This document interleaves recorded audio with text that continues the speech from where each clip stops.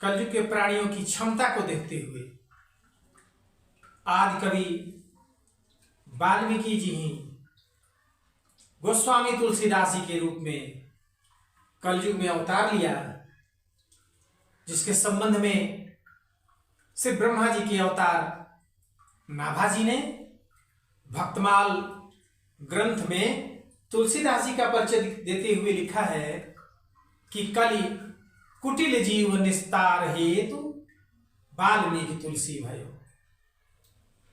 और वो वाल्मीकि जी जब तुलसी जी के रूप में अवतार लिए तो क्या किया? संसार अपार के पार हित, संसार अपार के पार को सुगम रूप नौका दी। गोस्वामी तुलसीदास जी ने श्री रामचरितमानस के रूप में हम अधम जीवों के उद्धार के लिए एक ऐसा ग्रंथ दिया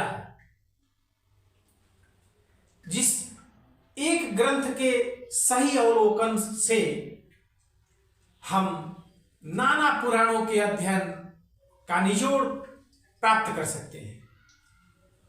ग्रंथ के परिचय में ही गोस्वामी जी ने लिखा है कि नाना पुराण निगमागम सम्मतम यत् रामायणे निगदितम क्वचिदन्नतोपि स्वान्तः सुखाय तुलसी रघुनाथ गाथा भाषा निबंध मति मंजुल मातु। अर्थात अनेक पुराणों का अध्ययन न भी किया जाए, जो कलयुग के जीवों के लिए संभव भी नहीं दिखाई देता, केवल रामचरितमानस का मार्गदर्शन लिया जाए तो हम जीवों के परम लक्ष्य के लिए जो साधन है, सुगम साधन, वो प्राप्त हो सकता है। तुलसीदास ने हमें भगवान के नाम की स्मरण और भगवान के चरणों की शरणागति का उपदेश दिया है।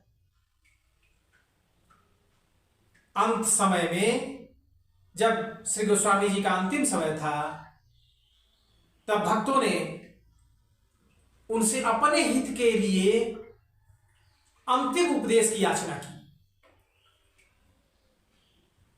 श्री गोस्वामी तुलसीदास जी ने 8 पंक्तियों का एक सुंदर और अंतिम उपदेश दिया, जो हम जीवों के लिए परम कल्याणकारी है। प्रातः स्मरणीय श्री तुलसी पीठाधीश्वर के द्वारा रचित श्री तुलसीदास जी के जीवनी में भी इस घटना का उल्लेख है, और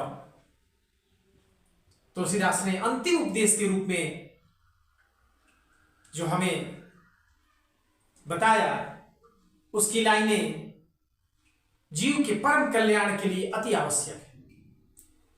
उन्होंने लिखा है कि अल्पौते अवध जीव तामे बहु सोच पोच।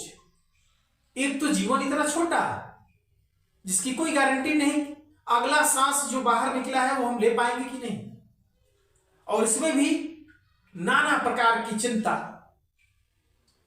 ये कर ले वो कर ले, ये मार्ग सही है कि दूसरा मार्ग सही है, इन सभी झंझटों से मुक्त करते हुए गोस्वामी जी ने लिखा कि अल्पौते अवध जीव तामे बहु सोच पोच, करबे को बहुत है कहा कीजिए,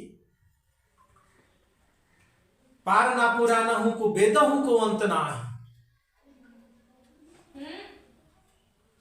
राग तो रसीले रस काह पीजिए।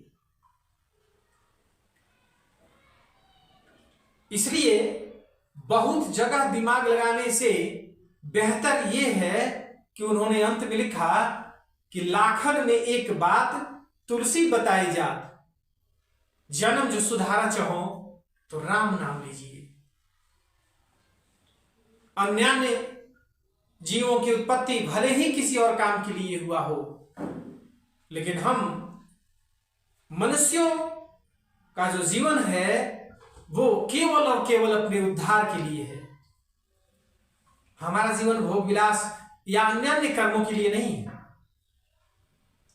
क्योंकि ये हम अपने कर्म से नहीं प्राप्त किए हैं, ये भगवान किया है, क्योंकि कृपा का फल है। तुलसीदास ने लिखा है कि कबहू करी करुणा नर देही, भगवान कभी कृपा करके और उनकी आह्लादनी शक्ति करुणामयी मां जब जीव को इंगित करती हैं कि हे प्रभु इस जीव पर कृपा करिए, भगवान पूछते हैं इस जीव ने ऐसा क्या किया है कि कृपा किया जाए? तो हमारी मां कहती हैं प्रभु कृपा पहले करिए, चर्चा इस बात की बात में कर ली जाएगी कि इसने क्या किया है। और भगवान कृपा करके इन 84 लाख योनियों में से जीव को एक मौका देते हैं अपने उद्धार का। और यहां भी आकर हम फिर उन्हीं सब कामों में उलझ जाते हैं जो अन्यान्य जीव करते हैं।